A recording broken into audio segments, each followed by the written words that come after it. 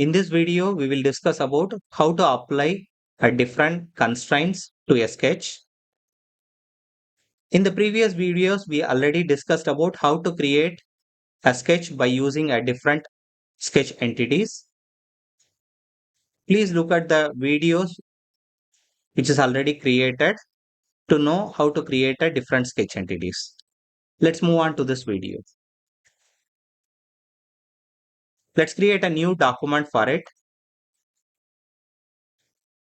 Click on create, select a document.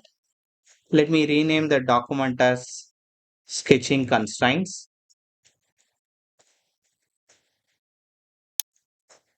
Click on create. Let's select any one of the reference plane for drawing the sketch. Let me select the top plane and make a sketch and view normal to it. Okay. So whenever we are creating a sketch, make sure that it is based on one of the references here.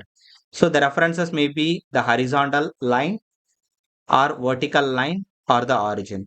The horizontal line represents the other planes. Okay. So here the horizontal line is a frontal plane and the vertical line is a right plane. Okay. So based on this reference planes, you can draw your sketch, or based on the origin, please try to draw the sketch. Okay. Let's try to draw some sketch over here. So whenever we are drawing a sketch, some auto constraints will be applicable for it. For example, here, whenever I place the line horizontal, you can see near to the cursor, there is a horizontal line is indicating. It represents that the horizontal constraint is applicable for it. Okay.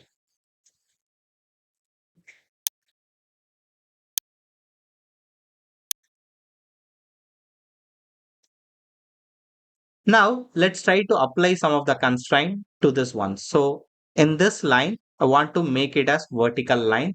This line, I want to make it as horizontal line. This line, I want to make it as vertical line. In that cases, so you can see here at the last portion, we are having a different set of constraints. Okay. So here the horizontal constraint, let me select. So you can select the constraint and you can apply to the entity, or you can select the entity and you can apply the constraint. Both method it is acceptable. Okay. So first let me select the constraint here and then select the entity. Okay.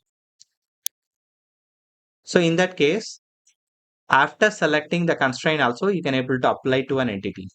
Let's come out of the command. Now let me select these two entities. Okay. For these two entities, portions, I want to apply the vertical constraint. So after selecting the constraint, selecting the sketch entity, let me select the constraint. So both way you can do it. Okay. Now let's try to apply some of the dimension. So let me give some rough sketch, rough dimensions only. Okay. But you can see here still all the dimensions are provided for the line, but still it is not showing us fully constrained sketch. The reason is that the distance between the distance based on the vertical is not yet applied. You can see here still it is movable. Okay. So let me come out of the command. You can see here still the thing is movable in this direction, but it is not movable in the vertical direction. Okay. So in order to fix that in the horizontal direction, let me apply one more constraint called coincident constraint. Okay. So I want to fix this endpoint with the origin. Now you can see here the entire sketch is changed to black color. Okay, it represents the fully constrained sketch. That means you cannot move the sketch anywhere. But in the previous case, let me give control is that in the previous case, I can able to move the sketch along the horizontal direction. Okay, so after providing the,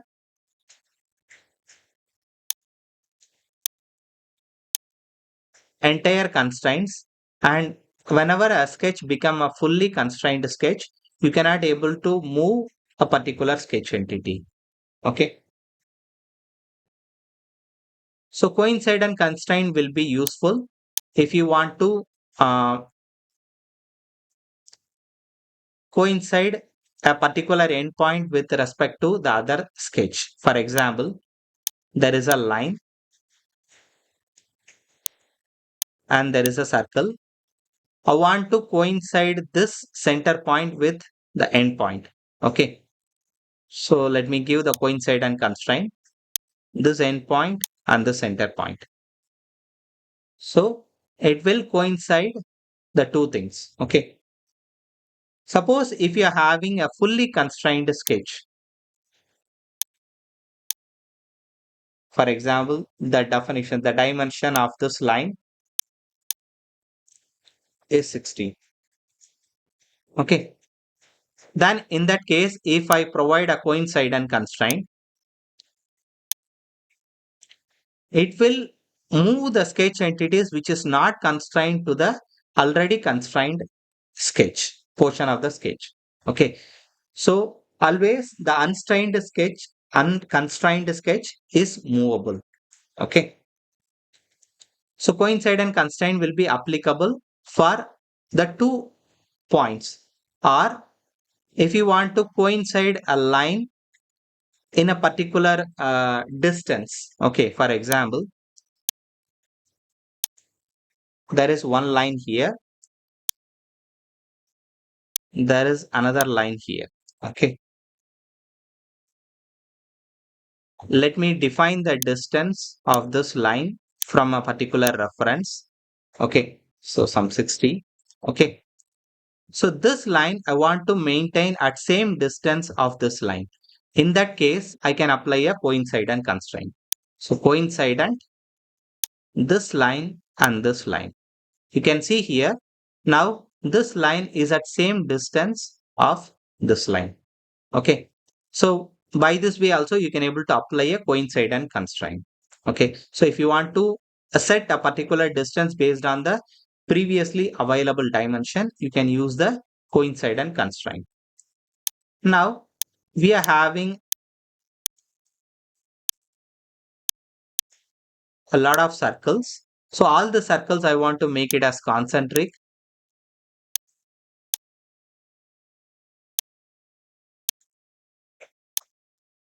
Then you can go for the concentric constraint. Okay. So if you want to make a two lines parallel, so one line is here and another line is here. Okay. So here you can see whenever I place my mouse over a particular sketch entity, whatever the constraint applied to it, it will show. Okay. You can see here there is a horizontal constraint is applied to that particular sketch entity. Okay. So now if I apply parallel, this one line only will move to this particular line because this line is already a horizontal line. So it will make this line parallel to this one. Okay. So parallelism, it is not only applicable only to two lines. If you're having a set of lines,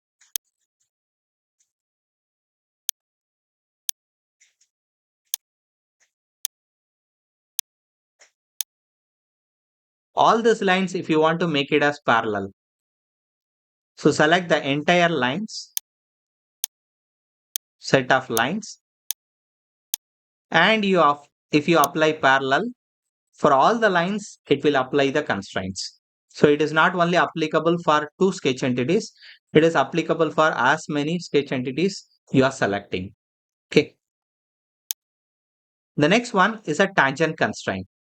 So tangent constraint, for example, if I am having a circle, this circle I want to make it tangent to a particular sketch entity. For example, this horizontal line or this inclined line, if I want to make it, then you can apply the tangent constraint. So tangent constraint, select the circle and select the line. Okay, so now you can see that this particular line is tangent to the circle. So if you extend the line, you can see the tangency. Okay, so this line is tangent to the circle. Okay, so like this, if you want to apply the tangential constraint, you can able to apply it. Okay, then perpendicular constraint. So let's see what is the difference between perpendicular constraint and vertical constraint. Okay, for example,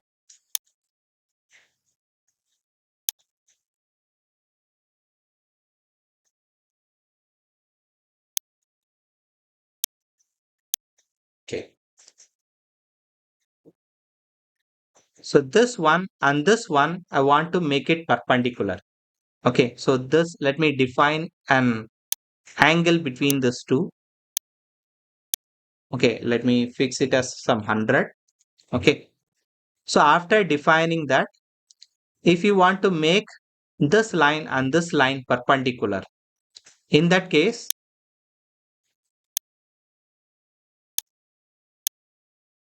so it will apply the perpendicularity between these two. That means the angle between these two is 90 degree. You can see here.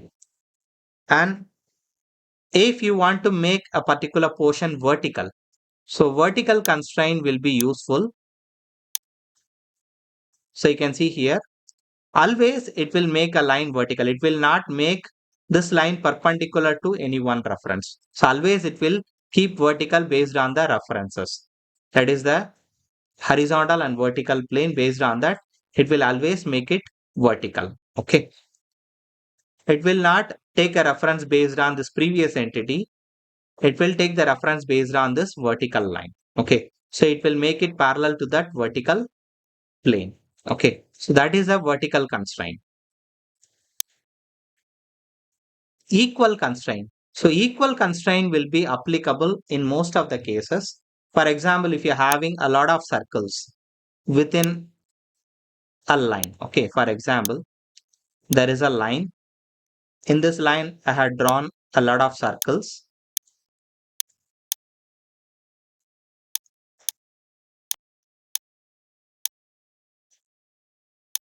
Okay, all the circles I want to make it as equal. Okay, based on a already defined dimension. For example, this dimension, let me make it as 30. Okay, so that whenever a particular sketch is constrained, and if you try to apply the constraints to all others based on that particular sketch entity, it will apply the same dimension to the remaining entities. So for example, here, let me select the equal constraint, or you can select the entities and then apply the constraint. Okay. So here in this case, I need to apply to multiple. So let me select the entities first and then apply the constraint. You can see here, all the circles will become now 30 degrees, sorry, 30 diameter. So if you change this, automatically all the remaining circles will change because it is already the constraint is applied to the remaining circles. Okay. So next, let us try to apply a symmetric constraint.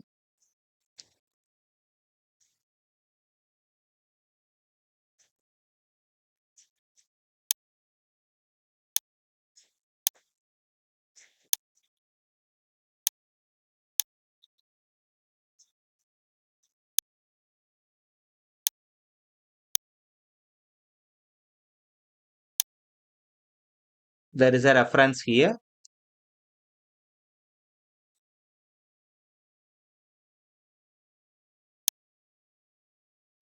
and there is some reference here. Okay. So in this one, let me make this line as horizontal first, and this line as horizontal. These two lines, let me make it as vertical. Okay. Now I want to make this two lines parallel. It is already parallel, and I want to make it at equal distance from this reference. So in that case, let me apply the symmetry constraint. So these two lines should be symmetrical against this line.